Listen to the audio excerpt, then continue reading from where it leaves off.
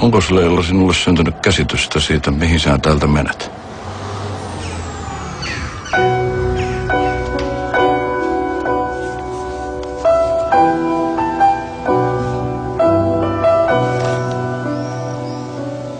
Tervetuloa.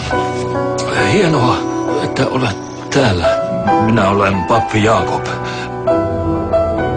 Minä en viivy täällä pitkään. Meillä on tässä vähän tehtävää. Posti on jäänyt lukematta jo pitkän aikaa. Selvä. Ja postia pappi Jaakobille. Missä on Jaakob? Mitä sä olet sille tehnyt?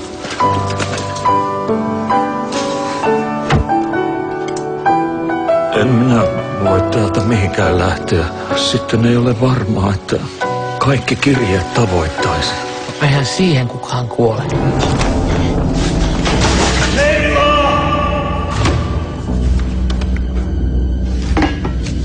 Minullekin sinä anoit armahdusta ihan vaan sen takia, että saisit pelastella.